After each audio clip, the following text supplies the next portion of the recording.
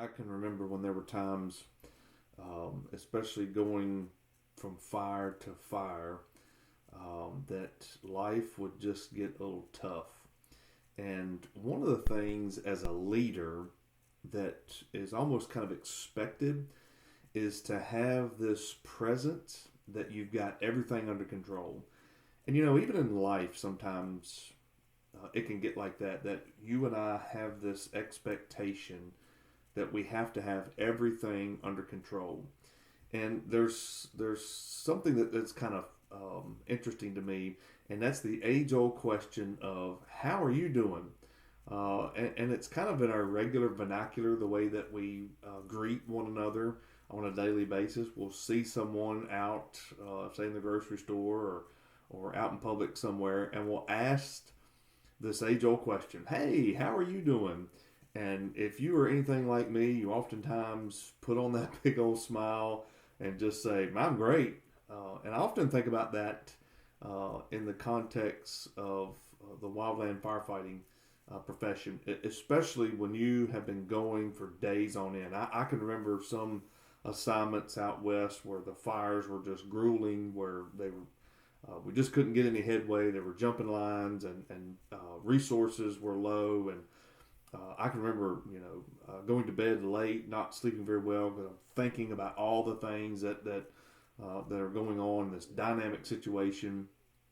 And then I get up early in the morning, and I'm trying to take care of myself. I'm trying to get a shower. I'm trying to get some food. I'm trying to get my lunch for the day. But yet I've got to be at all these planning meetings, and then just so much going on. And it would never fail that as you would get to a briefing, as you would show up to a briefing, someone would ask that question. Good morning, how are you doing? And you would just look at them and smile and say, hey, man, I'm doing great. But in reality, the dumpster behind you is on fire.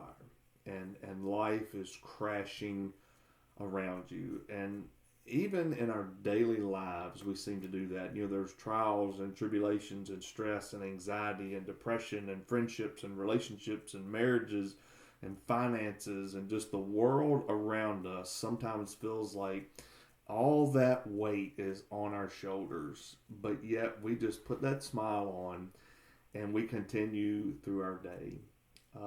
As I was studying Proverbs, there's a particular verse that Solomon writes here. This comes from Proverbs chapter number 14 and verse number 13. Listen to this verse. Solomon writes, even in laughter, the heart is sorrowful. Listen to that again. Even in laughter, the heart is sorrowful. That's my personality. I am a glass half full guy. I always try to see the silver lining in every situation.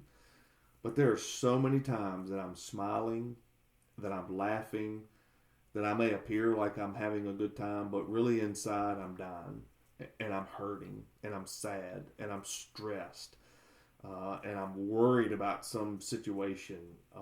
And I think we're all like that. I think we all put on this face that everything is okay. But Solomon here reminds us that even the laughter of our heart, there's still sorrow. And then that verse goes on, verse number 13 goes on to say, even in laughter, the heart is sorrowful, and the end of mirth is heaviness. That word mirth used in the King James translation is the word for joy or gladness. So it could read this way, and the end of that gladness is heaviness. And so there's just this sense of heaviness, this weight of the world sometimes that is on our shoulders, especially on that fire line. When you and I have been out on those fire details for days and days on end, it can just seem like all the stresses, not only of that incident, but the things that are going on at home, life itself, just stress, all that is heavy. But listen to what Jesus says in Matthew chapter number 11. These may be some familiar verses, but just listen to these verses. Jesus says, come unto me, all ye that labor and are heavy laden, and I will give you rest. Take my yoke upon you and Learn of me, for I am meek and lowly in heart, and ye shall find rest unto your souls. For my yoke is easy, and my burden is light.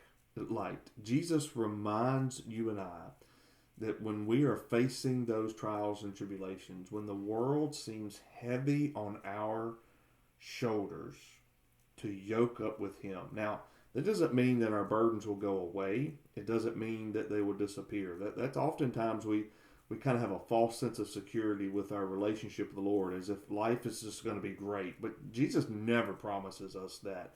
But what He does promise is that He will come along beside of you and help you with that burden. And when you have Jesus along beside of you, helping you, that burden is light, because He says, I'll never leave you nor forsake you. I promise that I will always be there to help you, lead you, and guide you. And that's what Jesus means in verse number 30 of Matthew 11 when He says, my yoke is easy and my burden is light, because He is there to help you carry that burden. So as someone asks you today, hey, how are you doing? First of all, it's okay to just look back to that person and say, look, man, I'm not doing well. I'm tired, I'm hurting, I'm in pain, because your brothers and sisters in Christ and your friends, and especially those around you in the wildland firefighting community, are there to help you. So first of all, just admit to folks that, hey man, I'm tired, I'm hurting, I'm going through a problem or situation. And you'll be amazed how God will send people in your path that will help you to carry those burdens, that'll pray for you, that will encourage you. But also put your burden to the Lord. As He says, come unto me, all you that labor and are heavy laden, and I will give you rest. Jesus will give you rest. So whatever you're carrying today, just give it over to Jesus. He'll carry it, and He'll help you. Just give it to Him.